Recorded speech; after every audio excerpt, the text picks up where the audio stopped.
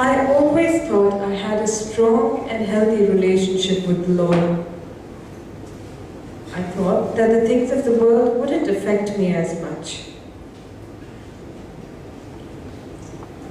A while down the line, I met this boy through some common friends. I knew that I wanted to date a Christian boy, and there he was. Did he have a relationship with the Lord? No, he didn't. However, I decided to start dating him. Strictly non-physical. It started slow, but then, little by little, it got more and more physical and so much more emotional. I was so in love with him, so taken by him that nothing else mattered. But everyone around me told me that he wasn't the right guy for me. They told me to pray and to take my time. So I became defiant. I cut off from the Lord. I stopped going to church. I pretty much cut off from everybody. And this boy became my life. A couple of months down the line, I felt this empty pit in my stomach. I knew in my gut that he wasn't the guy for me, but I didn't want to give him up. What I had painted as a happy future with him was falling apart. I didn't want to read my Bible because I knew what the Lord's answer would be.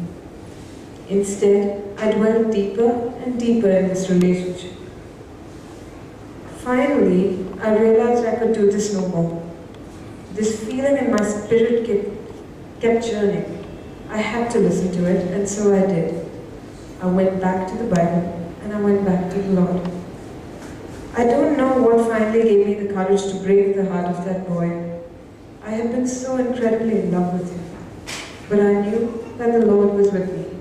I knew that even though I tried to push the Lord away, He was there with me. I could feel Him waiting for me and never letting me go. When the Lord says, "I'll never leave you or forsake you," He means it.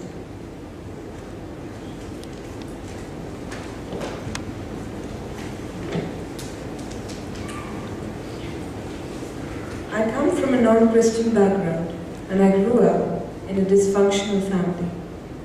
My parents never got along well and always fought with each other. My father was a social outgoing type, whereas my mother was the exact opposite. I found some comfort only at school, when things at home got out of hand, but it was becoming harder there even because I began to perform badly. In addition, my health was getting affected because of the trauma I was going through at home. Once a bright student, I began to descend very soon and ended up in the bottom 5 of class. I had no one to turn to share my pain and sorrow. I was living life in the twilight zone, waiting for daybreak in my life. My father, who found solace in alcohol, was soon consumed by it, and he passed away when I was barely 14 years old. At age 21, I was a high school dropout who was in and out of jobs because of my deteriorating health. The world was closing in on me during my early adult years, and I ended up a recluse who chose to stay in the comfort of the 4 walls of his bedroom. During these trying times, I bumped into a friend from high school who shared his testimony of how Jesus came into his life and how his life had been turned around for good. His testimony touched me, and he seemed to have what I was always searching for, joy and hope that couldn't be measured. Through him, I started visiting a church on and off, and after about 2 years, decided to take my Christian life seriously. I still suffer from a chronic ailment that forces me to compromise on my social life.